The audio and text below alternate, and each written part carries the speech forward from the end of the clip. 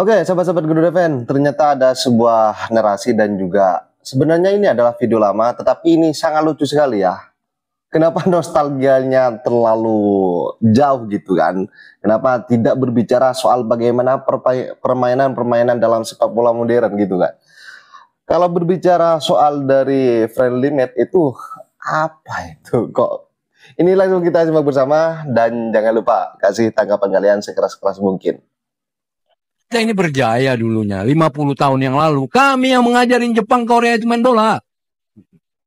Jepang di bawah kita, Om Anjas. Iya. Jepang di bawah kita Jepang dulu. di bawah kita. Kami tahun ngajarin 70-an itu. Tahun 70-an. Adik-adik saya kasih tahu. Oke. Kita main sama Manchester United. 0-0. Om Anjas tuh ikut main? Saya main. Oke. Manchester United. Kita main sama Juventus Italia. 0-0. 0-0. Luar biasa. Kita main sama Benfica. 1-0 kita kalah. Eusebio main. Kita main sama Uruguay World Cup tahun 74. Kami libas di GBK. Saya bikin gol sama Waskito. Berapa skor ya waktu? Pas ingat berapa skor ya? 2-1. 2-1 untuk Indonesia lawan Uruguay. Saya bikin gol sama Waskito. Kita main sama Ajax. Kita main sama Independiente Mario Kempes. Main sama River Plate. Main sama Boca Junior. Rosario Central. Sao Paulo. Semua tim di dunia kalau mau pramusim datang harus ketemu kita. Saya pengen nanya ke Bung Anjas. Ini kan selama ini kita ini dinabobokan oleh mitos bahwa Indonesia zaman dulu hebat banget. Oke. Lawan Rusia, lawan Uni Soviet kita bisa tahan semua. Tapi kenapa Indonesia itu nggak pernah lolos Olimpiade, nggak pernah lolos Piala Dunia? Yang lolos Korea Utara, Korea Selatan. Jadi ini kami anak-anak muda sekarang ini semacam ini benar nggak sih? Dulu kita hebat, kok nggak pernah lolos Piala Dunia gitu loh. Nah, kalau yang Om Anjas katakan itu mungkin level pertandingan persahabatan lawan Manchester United. Ya kan era komunikasi sekarang terbuka. Kita bisa tahu gitu kan. Jadi sebenarnya kehebatan timnas Indonesia di masa lampau itu juga debatable. Dia bisa berupa mitos atau memang saya sampai sekarang itu membayangkan seorang Ramang itu, wah katanya kayak Pele, katanya kayak Eusebio. Tapi kenapa nggak bisa membawa Indonesia ke Piala Dunia gitu loh. Oke, sahabat-sahabat Garuda. Jadi dari narasi dan statement dari Bung Opah barusan ini dibantah dan juga disekak mark oleh anak muda, pemuda yang memang berkelas. Kalau memang dulu-dulunya Indonesia itu memang betul-betul tangguh, betul-betul hebat, kenapa nggak ada yang ceritanya Indonesia itu lolos ke Olimpiade, ke Piala Dunia? Bahkan ada sosok yang dipersoalkan dengan disamaratakanlah dengan Pele ya. Kenapa nggak ada kan? Hingga pada akhirnya masa jabatan Erick Thohir lah kita berharap penuh, walaupun kita sahabat-sahabat Garuda beberapa perpecahan setelah pemecatan dari Coach Sintayong ini kita melihatlah bagaimana komentar-komentar baik dari komentar di channel ini dan juga media sosial yang sedang berseliweran lah, entah sedang kecewanya atau memang apa ya, tidak bisa menerima secara fakta atas pemecatan yang terjadi kepada Coach Sintayong. Belum juga nyampe Korea, STY udah dengar Here we go dari Fabrizio Romano langsung ya guys ya. Ya, Patrick Kluivert ini resmi menjadi pelatih timnas Indonesia kita ya guys ya. Saya tak kasihan banget ya di STY, dia udah ngorbanin segalanya. Dan dia juga belum nyampe Korea, dia udah lihat berita Patrick Kluivert ini udah here we go ke Indonesia. Anjing, dia dapat tawaran 2 tahun ngelatih timnas Indonesia ya guys ya. Serius nanya nih, gue serius nanya gitu ya, Patrick Kluivert ini udah ngapain aja ya guys ya, prestasiin dia apa sebagai pelatih? Masalahnya gue tau Patrick Kluivert ini gitu ya, gue cuma tahu dia legenda Barca sama player itu gue gak berani bilang karena ngeri memancing violence gitu kan ya. Kira-kira prestasinya apa aja coy ya, coba komen guys, gue penasaran ya guys ya, apakah dia adalah orang yang tepat untuk gantikan STY? Gue juga kagak tahu ya guys, tapi perasaan gue jujur aja ya guys ya, apa ini mungkin karena masih di awal aja gitu ya, perasaan gue kayak gak enak anjing liat Patrick Kluivert. Coba komen guys, prestasinya Patrick Kluivert ini apa ya guys ya. Coach STY dipecat sama PSSI, ada jujur banget ya, jujur gue bukan pecinta bola gitu ya, tapi sejak gue tahu pelatihnya itu STY gitu ya, gue langsung kayak apa ya, excited gitu loh, tiap PSSI itu mau main, tiap timnas mau main tuh gue tuh excited gitu loh. Tapi kemarin nggak lagi, gue tuh nggak demen-demen banget bola, tapi gue juga ngerti tentang bola gitu, sekalipun gue nggak demen-demen banget tapi gue ngerti lah. Tapi sekarang masih nggak habis pikir gitu, kenapa bisa-bisanya Coach STY itu dipecat gitu. Kalau disuruh kalau disuruh ngajar yang umuran lebih bawahnya lagi, gue lebih setuju kayak gitu daripada dipecat sayang. Menurut gue pribadi ya, pemecatan Coach STY ini itu itu bukan solusi untuk meloloskan Indonesia, untuk meloloskan timnas ke Pildun, ke Piala Dunia. Menurut gua sepak bola itu juga bukan hanya sekedar olahraga. Sepak bola itu udah jadi industri, men. Udah jadi komoditas juga. Inggris, Belanda, Portugal gitu setahu gua juga nggak pernah deh menang Piala Dunia. Tapi lu perhatiin deh, liganya mereka itu tetap terbaik loh di dunia. Jujur ya, ini opini pribadi gua juga ya. Gua itu lebih suka pelatih yang udah berpengalaman dan pelatih yang memang benar-benar dia menguasai olahraga tersebut, menguasai sepak bola tersebut, udah pernah turun ke lapangan, udah pernah tanding langsung juga, mengerti apa olahraga yang sedang dia lakoni, melatih secara langsung, menendang bola di lapangan secara langsung, daripada yang cuma nunjuk, duduk-duduk manis, tapi nggak ngerti sepak bola itu apa, dan sepak bola itu seperti apa. Kayak percuma cuy. Menurut gue ya, Coach STY itu datang saat timnas Indonesia itu lagi terpuruk gitu, dan dia tuh membangkitkan timnas Indonesia kita sampai selevel sekarang, terus tiba-tiba dibuang, dipecat. Astaga, ini timnas Indonesia ini sudah mencapai terang gitu loh, sudah keluar dari kegelapan. Ini nanti kalau pelatihnya diganti, ya kan kita nggak tahu ya pelatihnya resminya jadi siapa, Patrick Kluivert atau siapa gitu ya. Maksud gua kalau misalkan kita sampai salah pilih pelatih, kok kita sih? Bukan, pokoknya kalau sampai PSSI salah pilih pelatih gitu ya, takutnya PSSI timnas masuk lagi coy kegelapan gitu kan. Lah ini udah keluar, masuk lagi. Karena menurut gua ya, sebagai gua juga nontonin PSSI gitu ya, Coach STY itu membawa Indonesia, membawa timnas tuh ke kemenangan yang sampai selevel ini gitu loh. Apa namanya, prestasinya banyak gitu. Tapi kok bisa-bisanya dipecat? Itu gua nggak habis pikir. Belum lagi gua baca status anaknya STY, nyesnya sampai sini cuy. Walaupun dia nulis pakai bahasa Korea, gua pakai translation gitu ya, gua pakai translator gitu. Nyesnya sampai sini gitu, begitu gua tahu artinya. Kayak gimana sih lu diangkat nih ya? Lu dari bawah diangkat gitu ya, ditemenin dari 0 sampai bisa di titik sekarang. Kalau suksesnya 100 menurut gua timnas udah 90 lah. Dikit lagi gitu. Bisa-bisanya didepak. Akhirnya terjawab sudah. Marca melaporkan bahwa Louis van Gaal resmi menjadi Direktur Teknik Timnas Indonesia, didampingi Patrick Kluivert sebagai pelatih baru. Duet legendaris De Orange ini ditugaskan membawa timnas menuju target besar, lolos ke Piala Dunia 2026. Dengan pengalaman mereka, aroma revolusi sepak bola Indonesia semakin terasa. Apakah ini langkah yang tepat? Tulis pendapat kalian di kolom komentar. Karena kita lihatlah ya, saat ini lah ya, Coach Sintayong memang betul-betul sebuah prestasi, meskipun dari beberapa oknum pandit, kita sebut saja bandit, mengatakan bahwa rapor merah Sintayong itu sangat nyata, kata mereka ya. Tanpa saya sebutkan namanya, kalian sudah tahu kan, di TV apa, di judul apa, dalam dalam kondisi apa mereka melakukan statement itu. Tentunya sahabat-sahabat Garuda, mari kita satu komando timnas Indonesia, dengan harapan besarnya adalah bagaimana lambang Garuda, Garuda Warrior yang berjuang di round 3 kualifikasi Piala Dunia 2026 itu bisa mentas yang namanya level internasional. Karena kita tahuilah bersama bahwa bagaimanapun dan juga target dari PSSI saat ini dalam tanda kutip hal ini adalah Pak Ete, bahwa targetnya dari awal adalah timnas Indonesia bermentas di level Asia. Ingat, Asia, Olimpiade, dan juga bagaimana bermentas di Piala Dunia. Amin. Oke sahabat-sahabat Garuda, dan biar gak salah paham soal dari pergantian Coach Sintayong, dari beberapa nama yang sudah ada bahkan dirumorkan oleh boleh Erick Thohir. Oh iya, setuju saya. Ketika optimisme masyarakat kita yang mayoritas memang mencintai ST, menyukai ST dengan kinerjanya, pencapaiannya, terus kemudian berakhir dengan cara seperti ini sudah pasti Erick Thohir mengambil perjudian. Karena kita harus akui juga, siapapun penggantinya, walaupun mungkin nanti kalian akan sebutkan, itu juga tidak menjamin tim ini akan stabil. Walaupun ini penggantinya jelas dari Eropa ya. Ya katakan dari Belanda lah gitu ya. Yang diharapkan bisa lebih cepat chemistry-nya. Enggak jaminan juga. Belanda ini keras kepala semua ini Belanda ini. Semua ya karakternya kan memang seperti itu ya. Jadi enggak jaminan juga. Makanya itu saya katakan ini menjadi perjudian ya. Tapi ya sudah diambil keputusan itu. Pak Erick sudah ambil perjudian itu dengan harapan yang sangat besar dia bisa memenangkan pertarungan ini gitu ya. Dengan mendatangkan pelatih baru dan dengan merebut hati para pemain diasporanya gitu. Kita akan tunggu aja nanti ketika lawan Australia, game pertama seperti apa. Itu pasti akan ada reaksi-reaksi. Mungkin kalau hasilnya positif, masyarakat bisa terima gitu kan. Tapi kalau kebalikannya, itu akan jadi backfire juga gitu. Saya tidak mau mendahului federasi Bung Yuket. Cuman udah ada beberapa nama juga yang banyak lah dibicarakan di sosial media sejak kemarin. Kebanyakan nama-nama Belanda. Dan kalau misalnya tadi kalau kita diskusikan kalau ini memang soal budaya dan komunikasi, artinya ya logisnya pelatih selanjutnya ini harus berasal dari Eropa atau mungkin dari Belanda agar koneksi itu ada dengan para pemain ini. Sepakat dengan itu, Bung Ke? Iya, Saya pikir iya, karena yang paling logis memang dari Eropa atau lebih spesifik lagi dari Belanda.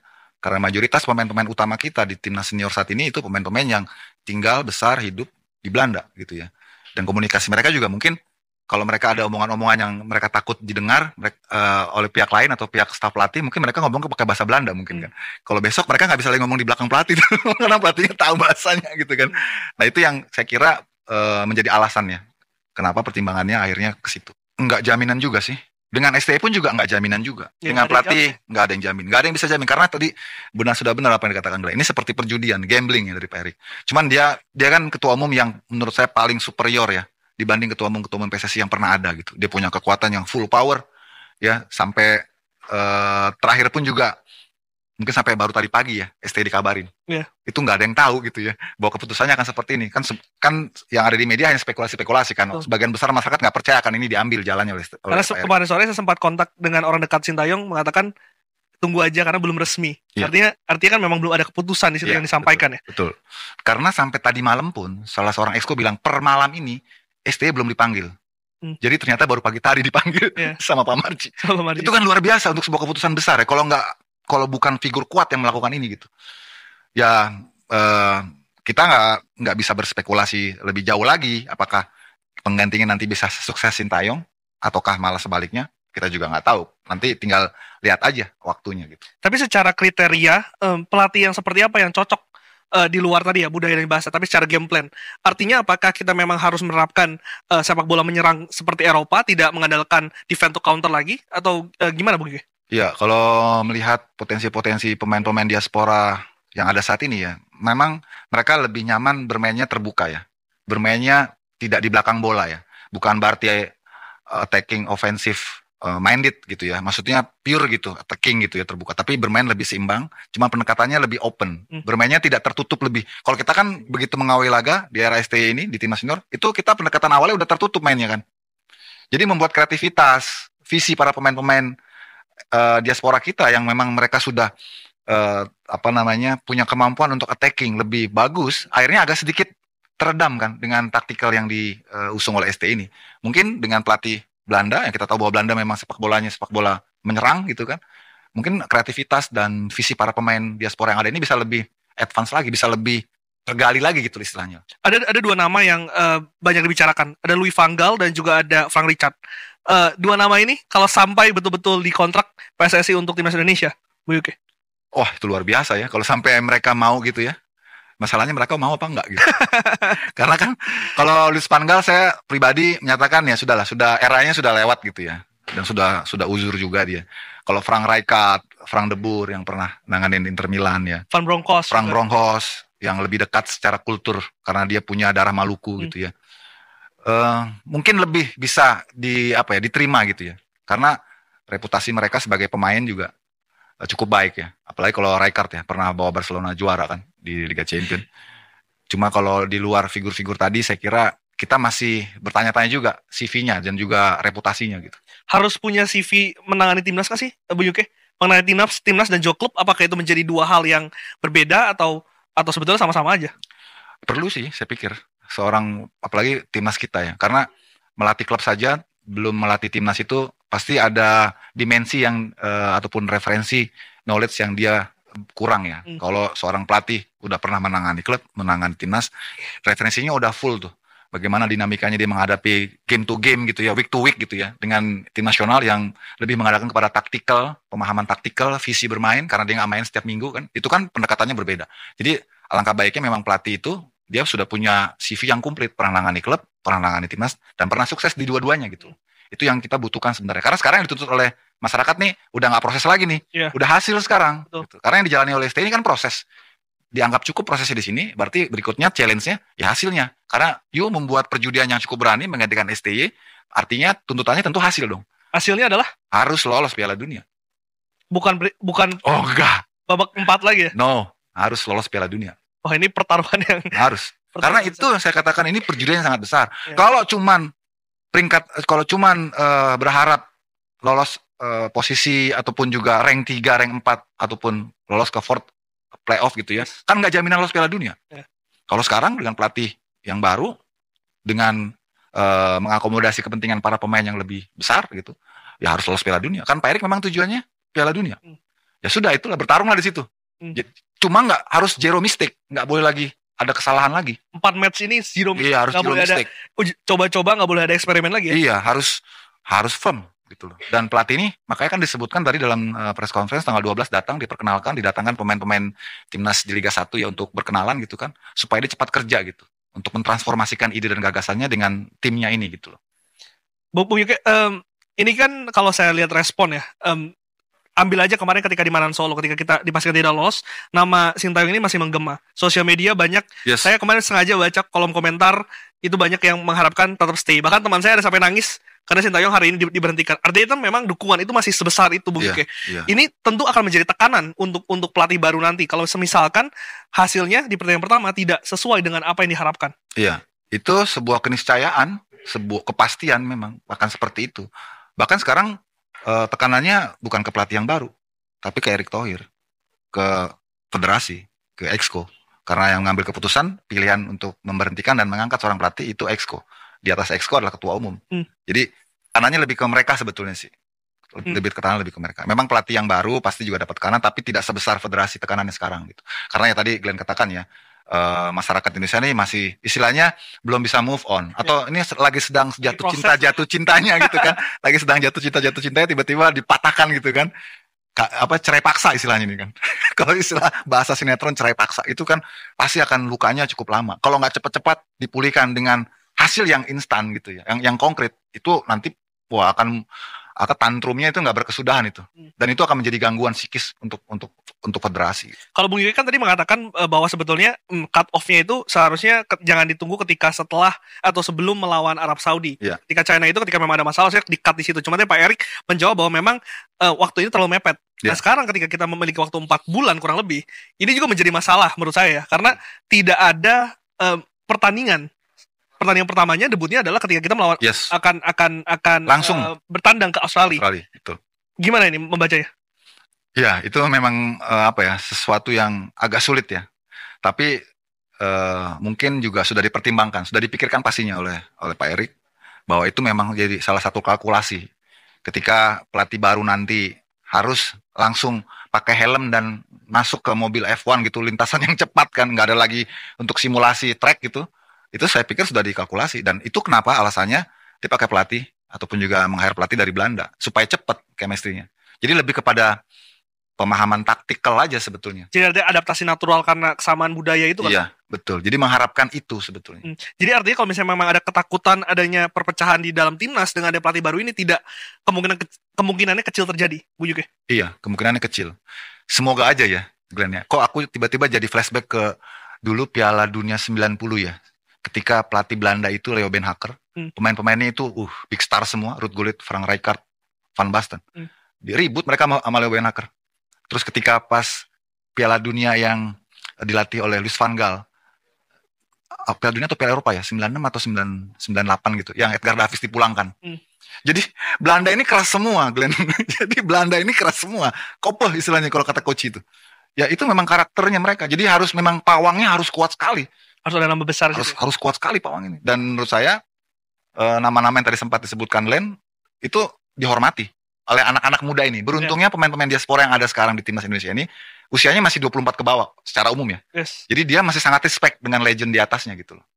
Kalau yang tadi saya katakan kan memori yang dulu Piala Dunia 90, Piala Eropa 96, kemudian 98 itu kan gapnya bintangnya itu udah superstar sekali ya. Ego mereka udah lebih besar ya. Tapi kalau ini mereka kita harapkan dengan pelatih yang akan datang nanti dari Belanda, mudah-mudahan ini pelatih yang memang dihormati oleh para pemain diaspora itu bisa membuat mereka lebih harmonis, lebih cepat. Jadi udah sepilih kita dari Belanda ya? Iya. Ya udah emang Belanda mau gimana? Bung, tadi Bung Kia mengatakan bahwa sebetulnya ini sudah tinggal memetik hasil karena prosesnya sudah dilangsungkan kan sejak 2020 lah, 2021. Ya. Sudah ada 4 tahun di situ, Bung. Apakah fondasi yang ditaruh oleh Sintayong ini sudah cukup kuat untuk dilanjutkan atau memang ada PR tersendiri yang harus ditambal oleh nanti pelatih baru yang akan ditunjuk oleh PSSI? Iya, fondasi dalam kaitannya ke mentalitas ya. Kita harus syukuri gitu ya dengan fondasi yang dibangun oleh STY secara mentalitas. Para pemain kita 4 tahun terakhir itu sudah menunjukkan bahwa mereka itu bisa tentu sangat baik sekarang ya. Prosesnya, bertumbuhnya, apalagi generasi-generasi baru yang ada saat ini itu kan buah tangan dari kerja keras ST dalam menempa mentalitas mereka. Itu saya kira pondasi yang harus diteruskan, terutama untuk para pemain domestik kita, pemain-pemain yang bermain di Liga Indonesia ya. Nah, kalau untuk yang ke atasnya ya, ke seniornya, nah itu dimensinya udah beda lagi tuh Glenn, karena sudah banyak pemain-pemain diaspora yang tentu pendekatannya agak berbeda. Dan itu yang saya pikir akan ada modul baru, filosofi baru di sana. Tadi kan Pak Erik saat preskon mengatakan nanti pelatih kepala ini akan disisipkan pelatih U23 dari lokal, supaya terjadi transformasi itu kan. Artinya di level U23 ataupun di level senior gitu ya. Kalau U23 kan hitungannya udah senior lah, udah tanda tangan profesional kan ya. Itu akan ada filosofi baru.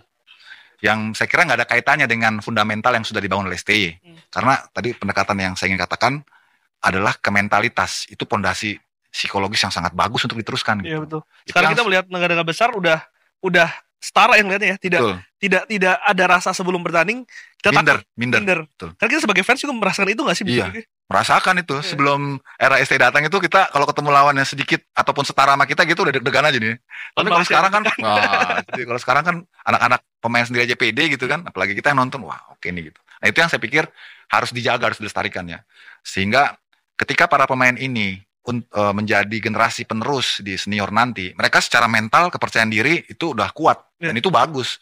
Jadi pelatih yang di senior nanti nggak perlu lagi mengencourage mereka untuk percaya diri kan, tapi mereka memang sudah terbentuk gitu dari bawah. Sahabat Garuda fans, saya rasa cukup statement barusan. Jadi bagaimana tanggapan kalian? Silahkan ditulis di kolom komentar dan jangan lupa like dan subscribe channel ini agar kalian tidak ketinggalan informasi penting khususnya timnas Indonesia.